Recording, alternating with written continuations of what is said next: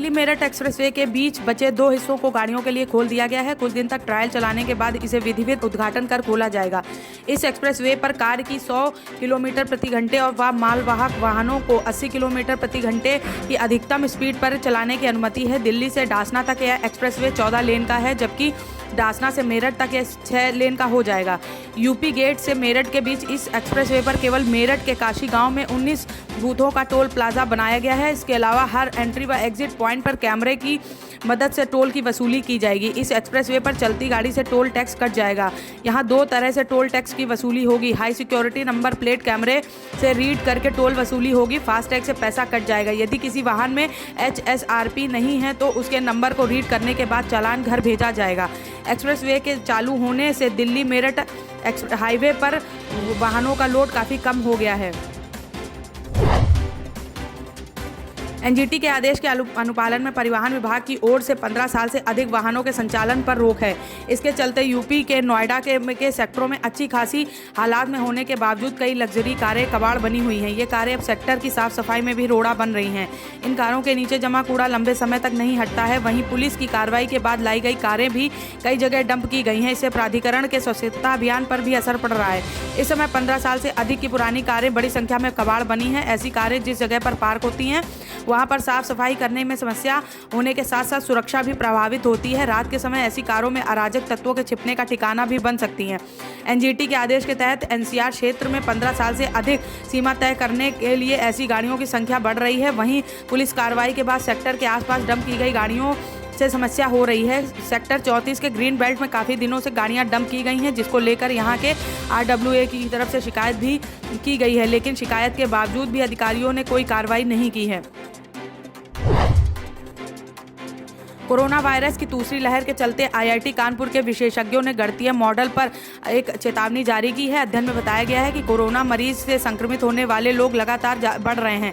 यह संख्या फरवरी में 0 के नीचे थी और अब यह बढ़कर 1.25 से 1.30 तक पहुंच गई है। लोग ऐसे ही संक्रमित हुए तो भारत रोज 1 लाख केस का आंकड़ा छू सकता है। वहीं दूसरे मॉडल में बताया गया है कि महाराष्ट्र और देश में केस 15 अप्रैल तक बढ़ते रहेंगे, उसके बाद गिरावट शुरू होगी। भारत सरकार की तरफ से जारी होने वाले डाटा के आधार पर प्रोफेसर महेंद्र वर्मा ने बताया कि फरवरी में रिप्रोडक्शन वैल्यू 0 के नीचे थी। इसका मतलब यह है कि कोविड का असर न्यूनतम स्तर पर था। धीरे से इसमें बढ़त शुरू हुई और अब यह 1.25 से 1.30 के खतरनाक स्तर तक पहुंच गई है। महाराष्ट्र, पंजाब, आंध्र प्रदेश में यह दर सबसे अधिक है। उत्तर प्रदेश में भी रिप्रोडक्शन वैल्यू का इजाफा होने लगा है। बढ़त जारी रही तो देश रोजाना 1 लाख केस प्रतिदिन के आंकड़े को छू सकता है। यह बहुत ही सावधान रहने का समय है। अलीगढ़ के जिला बरला इलाके में गांव में रहने वाली एक बच्ची के साथ दुष्कर्म हुआ। दुष्कर्म के बाद पीड़िता के पिता ने 23 फरवरी 2019 को गांव के रहने वाले युवक पर रेप का आरोप लगाया था। उस पिता का आरोप था कि युवक ने उनकी बच्ची के साथ रेप किया और उसे धमकी दी। बच्ची ने रेप की बात छिपाए रखी। जब वह 7 महीने की गर्भवती हुई तो उन्हें इस बात का पता चला। युवक को पुलिस ने जेल भेजा और उसके 2 महीने बाद पीड़िता ने एक बच्ची को जन्म दिया। कहा गया कि दुष्कर्म पीड़िता ने उसी आरोपी युवक के बच्चे को जन्म दिया है। हालांकि युवक का कहना था कि उसने बच्ची के साथ कोई रेप नहीं किया है और उसके परिजनों ने उसे निर्दोष बता करके कोर्ट में गुहार लगाई थी। जमानत याचिका पर सुनवाई करने के बाद कोर्ट ने उसकी जमानत याचिका खारिज कर दी थी। हालांकि बाद में आई DNA की रिपोर्ट से साबित हुआ कि वह बच्चा उस युवक का नहीं था।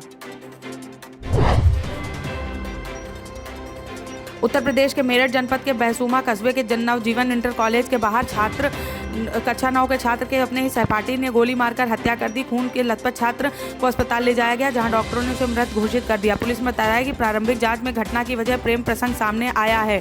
थाना बहसूमा प्रभारी मुकेश चौधरी ने बताया कि बहसूमा कस्बे के फिरोजपुर गाँव निवासी कक्षा 9 के छात्र नितिन 13 साल का है और वह नगर के नवजीवन इंटर कॉलेज में अपना रिजल्ट लेने गया था। जैसे ही वह रिजल्ट लेकर बाहर निकला, उसकी ही कक्षा में पढ़ने वाले वंशपुत्र मूलचंद्र निवासी अकबरपुर सादात ने उसके सीने में गोली मारकर हत्या कर दी। गंभीर रूप से छात्र को अस्पताल ले जाया गया, लेकिन वहां डॉक्टरों ने उसे मृत घोषित कर दिया। पुलिस ने युवक के खिलाफ केस दर्ज कर उसकी तलाश शुरू कर दी है।